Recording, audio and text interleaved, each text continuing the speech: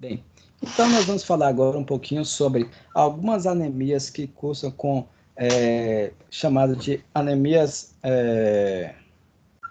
hemoglobinopatias, que são anemias que têm origem em doenças da própria hemoglobina, tá? Por isso são chamadas hemoglobinopatia. Nesse quesito aí, nós vamos ter, dentro das hemoglobinopatias, as hemoglobinopatias como anemia falciforme e as talassemias, que nós já discutimos outro perfil dela, tá ok? Então, nós já vimos a estrutura e função das hemácias, né? Onde a hemácia deve ser maleável, forte para passar pelos microcapilares, que é justamente a função dela, que é de transporte de gases. Então, essa membrana dessa hemácia, ela deve conferir proteção à molécula de hemoglobina que está dentro dela, propiciando maior deformabilidade e elasticidade à hemácia, essa membrana. E essa membrana tem que ser capaz de fazer trocas com o meio. Minha bateria está acabando, só um segundo, gente.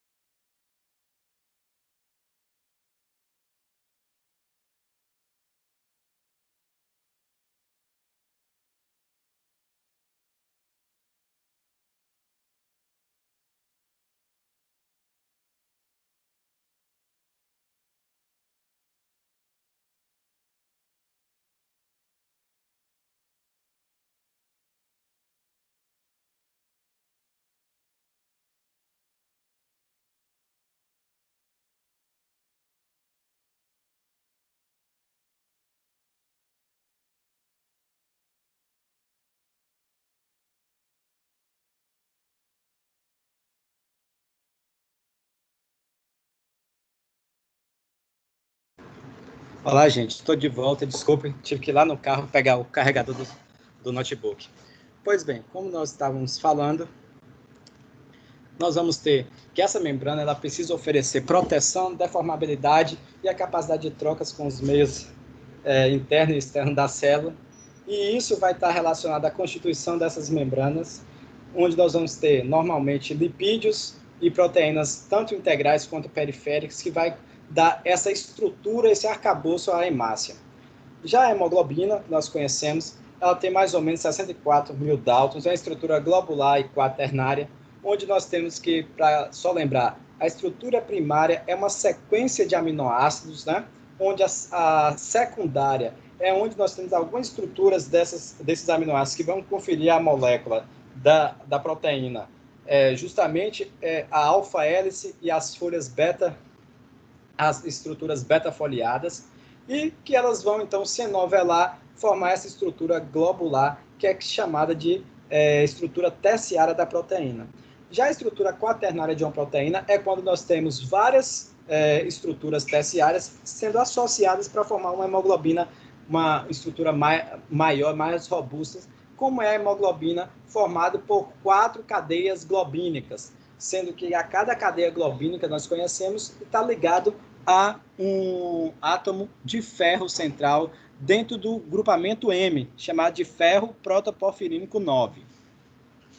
Mas para a gente entender também isso de maneira prática, é a gente perceber que nós temos, para a fabricação dessas globinas, nós vamos ter os genes que fabricam essas globinas. E essa aqui é muito importante a gente entender, onde nós vamos ter, por exemplo, que diferentes genes de globinas, eles acabam sendo formados em diferentes estágios da vida embrionária, quanto também da vida fetal e adulta.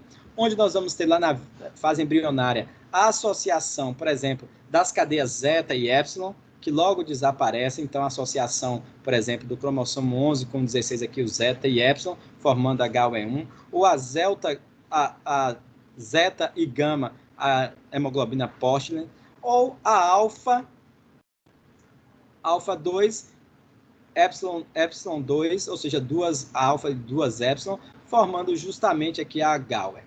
Essas são do embrião, não são tão importantes do ponto de vista de doenças das hemoglobinopatias. No entanto, nós vamos ter outras específicas que aí sim tem um comprometimento, como, por exemplo, a produção da hemoglobina fetal. Essa produção da hemoglobina fetal, nós vamos ter 2 cadeias alfa e 2 cadeias gama. Então, nós vamos ter a associação do cromossomo 16 novamente com o cromossomo 11, ou seja, os genes do cromossomo 16 fabricando cadeias alfa e os genes do cromossomo 11 produzindo cadeias gama, sendo que nós temos 2 tipos de gama, gama G e gama A. Isso, a nível de pesquisa, é importante, porque cada uma delas tem um aspecto de afinidade com oxigênio diferente. E no adulto, especificamente, nós vamos ter aqui 2 cadeias alfa e 2 cadeias gama, a hemoglobina fetal. No adulto, nós vamos ter 2 cadeias alfa e 2 cadeias delta, chamada de hemoglobina A2. Ela é formada em torno, no máximo, 2%, 3% aí desses indivíduos. E a globina beta, sendo que a globina beta do cromossomo 11, logicamente, ela associa com as cadeias alfa produzidas pelo cromossomo 16. Então, nós vamos ter 2 cadeias alfa e 2 cadeias beta, o que caracteriza a maior proporção de hemoglobina do adulto, que é também a hemoglobina chamada de hemoglobina A1. Então, se a gente perguntar, a hemoglobina predominante no adulto é justamente formada por quê? Por 2 cadeias alfa e 2 cadeias beta. Então, nós podemos ter que dentro da genética, nós podemos ter mutações, tanto mutações pontuais ou mutações referentes a deleções ou inserções que podem gerar tipos de anemia, porque vai produzir justamente uma hemoglobina anormal, também chamado de hemoglobinas variantes, que aí nós vamos ver hemoglobinas variantes, como a hemoglobina D, hemoglobina S, hemoglobina C, que estão relacionadas a alguns tipos de anemia. Então, como eu tinha mostrado para vocês, logo lá na ontogenia, nós temos diferentes expressões dos genes da globina. E pelo fato da expressão ser diferenciada, nós vamos ter a associação dela. Por isso que no adulto aqui nós vamos ter que, depois do nascimento, nós temos a cadeia alfa sempre sendo produzida e as cadeias beta sendo produzidas de forma crescente, de forma que no adulto, logo depois, aqui já pós-natal, algumas semanas depois, nós já temos que o paciente já não tem mais hemoglobina fetal, que é a associação de duas alfa com duas gamas, e nós vamos ter predominantemente a associação de cadeias alfa e cadeias beta, formando justamente H1. Claro que algumas cadeias alfas dessa podem se juntar a pequenas cadeias alfa, cadeias gama, produzindo justamente hemoglobina fetal. Logicamente, aqui também é a mesma coisa da delta. Então, algumas cadeias podem ser produzidas aqui até mais tempo, por isso que nós temos tão pouco, e nós vamos ter também em torno de 2% de fabricação de hemoglobina A2, que é associação por duas cadeias alfa e duas cadeias delta. Então, nós temos aqui que as principais hemoglobinas humanas é a hemoglobina A, também chamada hemoglobina A1, formada por duas cadeias alfa e duas betas, sendo que 95 a 98% da produção do adulto.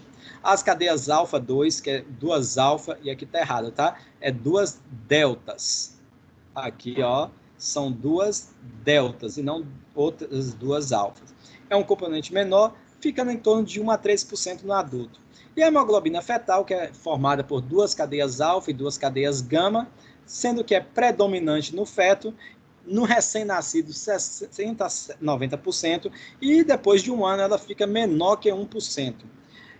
A hemoglobina H, onde é formado um tetrâmero de hemoglobinas beta pela deficiência total da síntese de cadeias alfa. Então, ou seja, naquele esquema, não tem tu, vai tu mesmo. Então, como não tem duas cadeias alfa para associar, eles associam em tetrâmeros de cadeias beta. Então, nós vamos ter justamente a formação dessa célula, porque não tem como formar hemoglobina A1, porque não tem globina alfa. Isso também é uma questão específica que é incompatível com a vida. Assim como a hemoglobina de Bart, que é formada por 4 tetâmeros gama, que logo no feto, isso aqui, né? Ou seja, ela se só tiver ela, simplesmente nós não vamos ter A2 e nós vamos ter deficiências justamente no transporte de gases por conta disso. A hemoglobina normal seria duas alfa, duas betas, então logo indivíduos que produzem tetrâmeros de cadeias beta ou tetrâmeros de cadeias gama, logo depois no feto, geralmente eles são esses tetrâmeros podem ser associados de forma, vamos dizer assim, transitória, ou se por algum acaso, de fato, não existir cadeias alfa, é incompatível com a vida, tá? Então, por definição, as hemoglobinopatias, ela constituem um grupo de doenças de natureza genética, decorrente de mutações nos genes das cadeias globínicas, resultando na produção de uma hemoglobina anormal, também chamada de hemoglobinas variantes, a gente vai ver. As hemoglobinopatias estão entre as doenças monogênicas, ou seja, monogenéticas, vamos dizer assim, mais comuns encontradas nas populações, com mais de 1.000 diferentes alelos mutantes. Então, quando a gente fala assim de hemoglobinas variantes, as mais conhecidas são a hemoglobina S, a hemoglobina C, a hemoglobina D. No entanto, nós temos inúmeros outros tipos de hemoglobinas mutantes, algumas delas de importância, com um significado clínico importante, como a da hemoglobina S, como em outros casos, nós não vamos ter justamente essa importância, apenas do ponto de vista da descoberta. Então, nós temos as hemoglobinopatias. Essas hemoglobinopatias podem ser hemoglobinopatias estruturais, ou seja, tem um problema na formação, um problema genético que dá origem a uma formação de hemoglobina estruturalmente incorreta. E aí nós vamos ter a hemoglobina S, nós vamos ter a hemoglobina C, a hemoglobina D, temos também a hemoglobina E, e nós temos outras hemoglobinas variantes. E essas hemoglobinas, elas são estáveis e elas acabam acarretando para um indivíduo determinado tipo de clínica. Sendo que dessa aqui, as mais importantes é a ESC e a hemoglobina S, que quando ela acontece em homozigose, é o que caracteriza a anemia falciforme.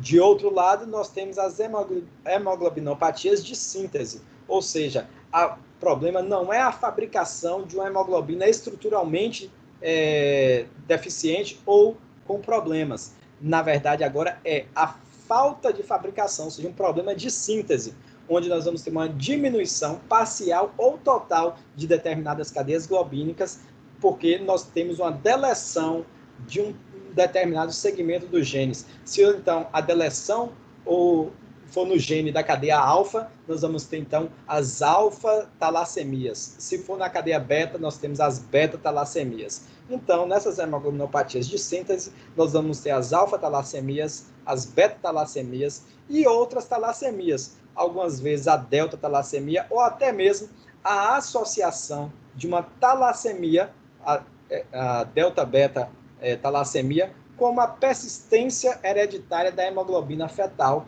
relacionada a uma deficiência de síntese de cadeias globínicas normais, e aí favorece o aumento da hemoglobina fetal. Algumas vezes essa persistência, associação de uma hemoglobinopatia de síntese com uma hemoglobinopatia estrutural vai fazer com que, às vezes, a clínica do paciente seja melhor. Por exemplo, um paciente que tem hemoglobina S em homozigose, que é anemia falciforme, aqueles pacientes que têm uma alfa-talassemia ou até mesmo uma persistência hereditária da hemoglobina fetal, nós vamos ver que esse paciente tem uma clínica melhor do que se o paciente não tivesse essa outra hemoglobinopatia de síntese associada.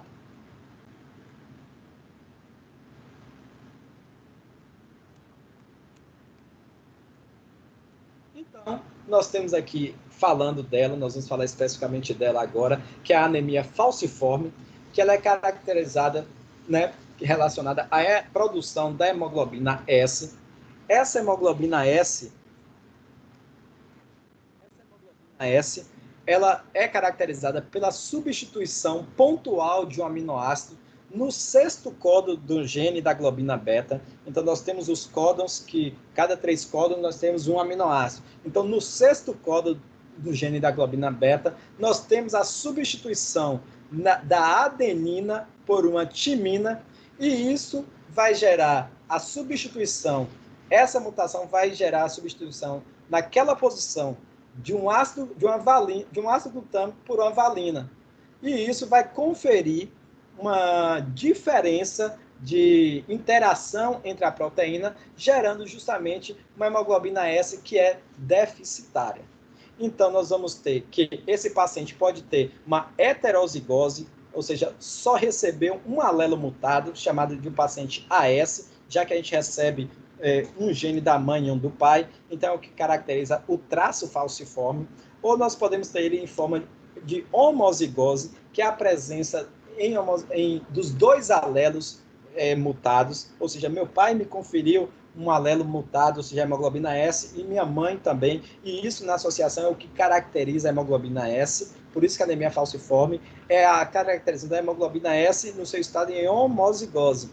Podemos ter também outras associações da hemoglobina S com outras hemoglobinas variantes, ou até com talassemias, como aqui nós temos anemia falciforme, a SS, anemia SC, nós temos a S-beta-talassemia, e dentre outras associações, todas elas sendo caracterizadas como doença falciforme, ou seja, qualquer associação da hemoglobina S com uma hemoglobina variante ou uma déficit de produção de determinada cadeia globínica.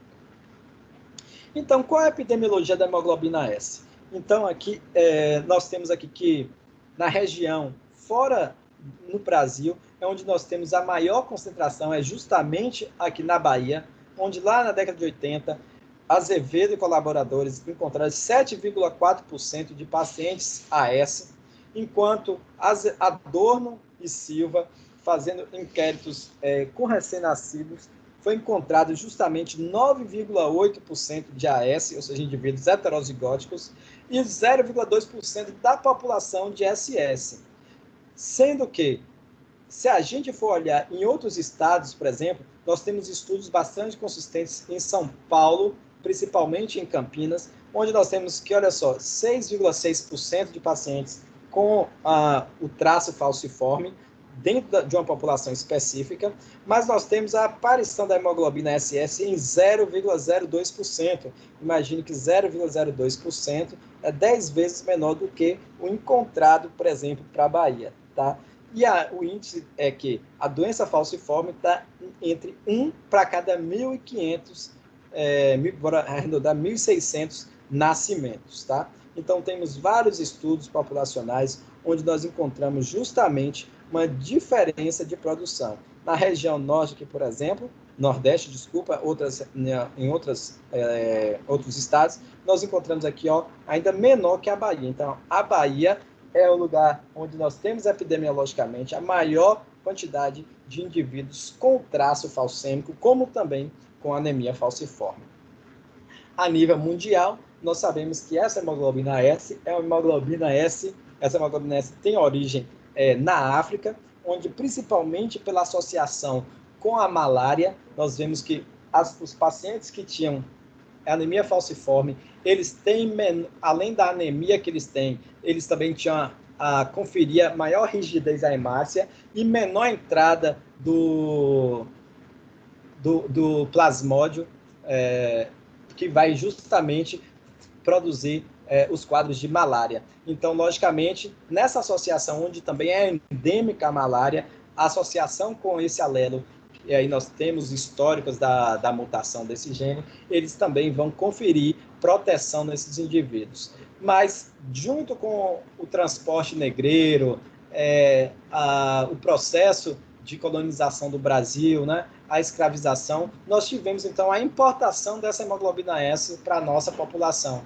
sendo que essa importação também, dentro da miscigenação brasileira, encontrou um grande aspecto de diluição dessa hemoglobina S, de forma que ela é encontrada em todo o país. Como na Bahia foi o maior contingente de chegada de indivíduos, principalmente dessa região vamos dizer assim, centro-oeste da África, que nós recebemos, onde a população tinha uma concentração muito grande desse alelo falcêmico. Então, nós tivemos a introdução na Bahia e nós temos o porquê na Bahia nós temos uma maior quantidade de pacientes com anemia falciforme em relação ao país inteiro. Como é que é a fisiopatologia da doença? Então, nós temos lá, que eu falei para vocês, no 6º gene do código da globina beta, lá no cromossomo 16, nós temos justamente a alteração, a mutação pontual de uma adenina por uma timina, que vai levar à substituição de um ácido glutâmico por uma valina, que é o ácido glutâmico para uma valina torna um aminoácido um pouco mais hidrofóbico. E aí ele vai ter uma outra constituição no sentido das interações. Logicamente, ele vai produzir a hemoglobina S. Essa hemoglobina S oxigenada, ela permanece como qualquer outra hemoglobina, mas em estados de desoxigenação, ou seja, baixa oferta de oxigênio, ela vai formar polímeros, associação em polímeros dentro da hemácia, e esses polímeros vão estar se depositando na membrana e vai caracterizar aquele formato em forma de foice, né? Então, nós temos as hemácias falcizadas, que por conta da falta de oxigenação em determinado período, ela pode justamente falcizar e tomar essa forma de foice. Essa forma de foice, além de elas, algumas vezes, é um estado de deformabilidade em que elas podem voltar ao seu estágio original, ou seja, o disco bicôncavo de uma hemácia normal, mas com o tempo ela pode também justamente hemolizar. E aí nós vamos ter que a hemoglobina livre vai produzir um estresse oxidativo muito grande a nível tecidual nos pacientes, como também essa forma de foice e a destruição de hemácias vai gerar os eventos vaso-oclusivos. Vaso-oclusão já está dizendo, uma obstrução do vaso, principalmente dos vasos pequenos capilares, principalmente onde o paciente vai ter, então, quadros. Onde ocorrem esses pequenos vasos, ele vai ter algumas clínicas específicas, né? Então, isso vai justamente levar à lesão tecidual. Fora essa questão da fisiopatologia, nós vemos que a anemia falciforme também é uma doença pró-inflamatória aguda, onde nós vamos ter aumento de leucócitos, né? Pacientes, eles também acabam sendo maior propensão a infecções, principalmente porque pacientes com anemia falciforme, eles têm o baço retirado, eles são esplenectomizados, ou seja, retirado o baço, e é justamente o baço que tira células e patógenos da circulação e monta também a resposta imune. Visto que agora, então, nós temos falta de um órgão que acaba ajudando no sistema imune, é um órgão do sistema imune, simplesmente nós vamos ter, junto com o perfil inflamatório, várias substâncias que vão ser geradas, gerando um perfil inflamatório muito grande dentro da anemia falciforme. Tá? Então, nós vamos ter as células falcêmicas associadas, mas nós vamos ter aqui hemoglobina fetal, que pode estar atenuando, a talassemia alfa, que pode estar atenuando a clínica da anemia falciforme. Nós vamos ter também aqui o endotélio vascular, que vai estar produzindo integrinas, e aqui, por exemplo, a inós, que é a óxido nítrico sintetase induzida, justamente para fazer vasodilatação. Mais uma vez, isso pode estar inibido, fazendo com que essa vasoconstricção gere maior oclusão vascular. Vamos ter que os neutrófilos, eles vão estar expostos aqui às células, expondo receptores específicos que vão estar se ligando ao endotélio vascular, e essa ligação endotélio vascular associado às hemácias falcizadas pode gerar justamente os trombos. É tanto que depois eu vou pegar para vocês, foi lançado meio de pesquisa, um medicamento novo que é justamente contra para anemia falciforme específico, que é justamente com fins de diminuir a adesão celular dessas células ao endotélio, fazendo com que então diminua os eventos vaso-oclusivos. Nós temos outros moduladores, como o fator 5 de Leiden, mutações da metileno tetrahidrofolato redutase, fatores de coagulações e plaquetas que podem também estar envolvidas justamente nesses fenômenos e ocasionando justamente a vaso-oclusão.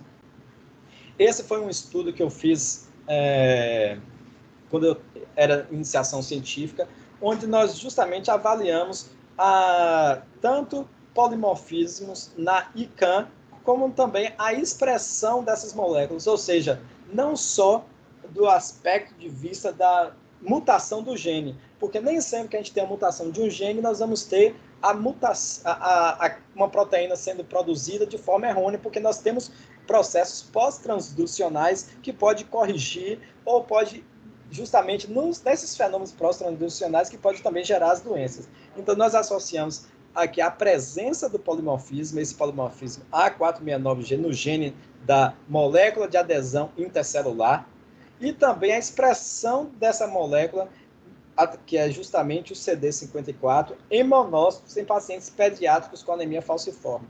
E nós encontramos depois, além das mutações, nós vimos aqui, além do paciente aqui, ó, pacientes normais, os pacientes normais, nós encontramos que nos pacientes com homozigose, eles tinham muito menor expressão dessas moléculas do que no paciente normal.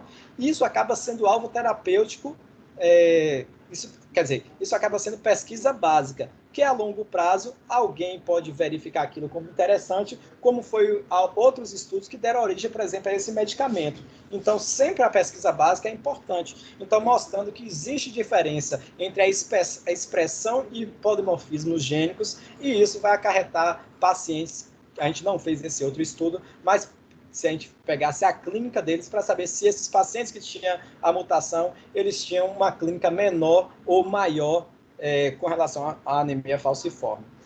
Quais são esses aspectos clínicos, né? Pacientes com anemia falciforme, como eu falei, eles têm maior tendência à infecção, né? Eles têm maior níveis de AVC, justamente por conta que essas células falcizadas, elas podem, então, justamente no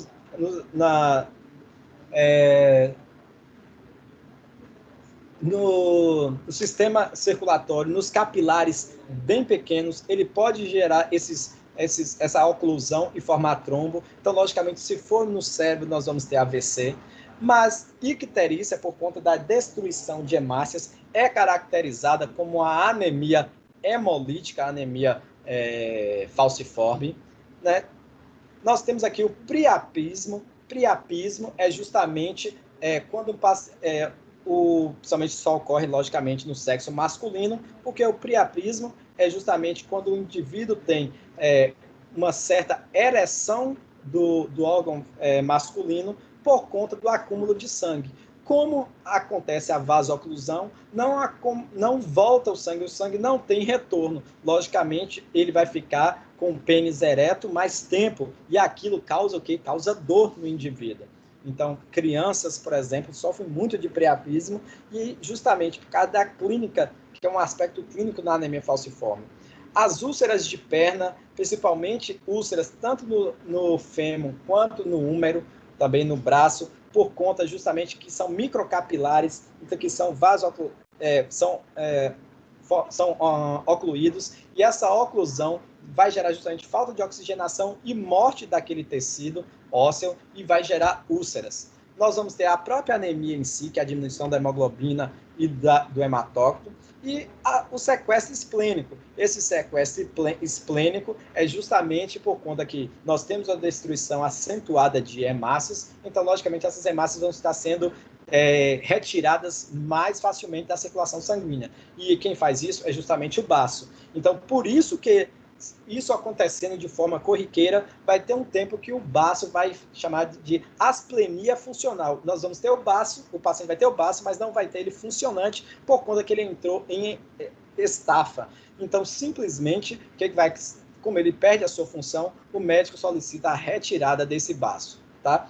E esse paciente, logicamente, por toda essa questão da vasoclusão e dessa lesão tecidual, nós vamos ter que esse paciente tem crises álgicas, ou seja, crises de dor bastante acentuadas. E aqui está alguns aspectos clínicos, nós temos somente a formação de úlceras, nós temos úlcera de pé, úlceras de perna, AVC, a icterícia, caracterizando aqui justamente a deposição de bilirrubinas, aumento de bilirrubinas. Cabeça do húmero, também aqui nós temos justamente lesada, o paciente tem muita dor decorrente disso. Nós temos aqui justamente esplenomegalia, que é o baço aumentado, justamente por essa questão toda. E vamos ter que esses pacientes, crianças, eles ficam, principalmente como descobre logo muito no início, eles vão ter situações onde vai estar diminuído o seu crescimento. Então, vai ter aspectos do crescimento que vão estar prejudicados, né? Claro que não todos, mas alguns com clínica mais grave vai ter prejudicado pela questão óssea, tá? Mas existem os moduladores da anemia falciforme. Um dos moduladores é, por exemplo, a hemoglobina fetal, que é justamente a hemoglobina formada por 2 cadeias alfa e 2 cadeias gama. Nos indivíduos que ela está mais elevada, está mais do que o normal, nós vamos ter, então, inibição da polimerização da hemoglobina S e, logicamente, então, a gente não vai ter uma falcização da hemácia. Nós vamos ter a formação desse híbrido de 2 cadeias alfa, beta e uma gama. Simplesmente, isso aí vai ser acabando sendo uma terapia desses agentes citotóxicos. A gente vai ter que isso acaba aumentando, fatores de crescimento e também a produção de ácidos graxos de cadeia curta pode gerar o aumento da hemoglobina fetal. Então, o tratamento da anemia falciforme geralmente é por acompanhamento clínico. No nosso estado, ele é feito principalmente no Hemoba, né? Nós vamos ter lá também uma adequação nutricional, é importante para o paciente, evitar desidratação, como também evitar situações de hipóxia, principalmente, tanto que as crianças ficam privadas de questões relacionadas a exercícios físicos que geram justamente falta de oxigenação, redução de atividades físicas, por isso que essas crianças acabam no período escolar, elas tendo justamente essa saída do período escolar, isso acarreta danos no desenvolvimento da criança. Faltou um S aqui, a transfusão sanguínea acaba sendo importante, porque esses pacientes acabam tendo 5 de hemoglobina, 6 de hemoglobina, sendo que nós temos o transplante de células-tronco como foi até recente, até uma criança que é atendida aqui no Hospital Naval, a mãe dela vai ter um outro bebê para que nós tenhamos, seja retirado células sanguíneas hematopoéticas, que pode dar origem a qualquer outro tipo de célula, e vai fazer justamente o transplante de células-tronco. Vou trazer essas informações na próxima aula, que é uma história bastante interessante e bastante motivadora. E o tratamento com a hidroxicarbamida, que é a hidroxiureia, mas agora, igual eu falei para vocês, teve esse mês, a Anvisa liberou justamente um outro medicamento, acho que é a Roche que está produzindo, que vai produzir, simplesmente que tem um efeito justamente de diminuir as crises álgicas e a vasoclusão nesses pacientes, por conta que ele é um anticorpo monoclonal ante uma selectina, que é justamente de ligação das células sanguíneas e de leucócitos ao endotélio. Tá? Outro modulador os haplótipos ligados à beta-globina. Então, nós vamos ter vários haplótipos. Haplótipo é o conjunto de genes que caracteriza determinada região. Então, dependendo de onde nós estivermos, por exemplo, nós temos o haplótipo banto, o haplótipo benin, o haplótipo senegal, o haplótipo arábico-indiano. Então, cada um deles aqui, nós temos um índice de gravidade, onde pacientes que têm esse conjunto de haplótipos, dessa característica do gene da globina beta, nós vamos ter pacientes que têm gravidade mínima, como pacientes que têm gravidade máxima, onde os haplótipos em associação car-car, eles vão ter justamente maior gravidade do que pacientes, por exemplo, aqui bem, ou seja, que tem um haplótipo benin em homozigose. Sendo que, se tiver em homozigose e ainda associado com alfa-talassemia, que acaba diluindo o sangue, eles vão ter menor clínica ainda do que se tivesse um CAR-CAR sem, por exemplo, a alfa-talassemia, que eu falei que acaba sendo um modulador importante, tá? Nós temos outras hemoglobinopatias, como, por exemplo, a hemoglobina C, né? Agora, já diferente, a hemoglobina C é uma alteração genética, onde lá no 6º código, nós temos, ao invés da ácido glutâmico por uma valina, a substituição de um ácido glutâmico por uma lisina, né? Então, nós temos o heterozigoto, que é o AC, a homozigose, que é o CC, e a associação com outras hemoglobinopatias também, igual SC, C-beta-talassemia, etc. Tá? Nós temos aqui algumas características da hemoglobina C, nós temos algumas coisas de hemácias específicas dentro da hemoglobina C, que acabam sendo característicos dessa hemoglobinopatia estrutural, que é chamada de C. Tá? As alfa-talassemias a gente vai discutir na próxima aula, tá? Então a gente fica até a hemoglobina C. Alguma pergunta, gente?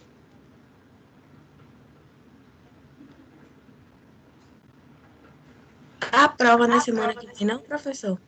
Sim. Na próxima aula que eu digo, lá para frente, depois da nossa prova, nós vamos ter justamente a aula continuando os nossos assuntos, tá ok? Nossa prova é semana que vem, tá, gente? Aquele caso clínico que eu falei que eu vou deixar para vocês, eu vou deixar nessa semana e vai estar valendo até o dia da prova também, tá bom? A parcial vai ser só o AVA? Só o caso clínico que eu vou passar para vocês, tá? Que vai ser um hemograma e eu quero que vocês classifiquem aquele hemograma e qual doença pode ser. E vocês analisarem o hemograma e falar o paciente tem anemia ou não, se tem anemia, qual tipo de anemia, aí se é microcítica, hipocrômica ou se é macrocítica, e depois vocês vão falar quais as doenças possíveis. Então, por exemplo, das doenças microcíticas, nós só temos anemia ferropriva, as talassemias e as doenças inflamatórias crônicas. E aí, eu vou perguntar também quais são os exames relacionados para fazer o diagnóstico diferencial. E aí vocês vão me dizer, por exemplo, dentro daquela perspectiva, por exemplo, da anemia microcística hipocrômica, a gente estuda o metabolismo do ferro, que é dosagem de ferro sérico, dosagem de ferritina, dosagem e da capacidade de fixação do ferro, principalmente. Tá ok? É bem simplesinho. Um caso clínico só.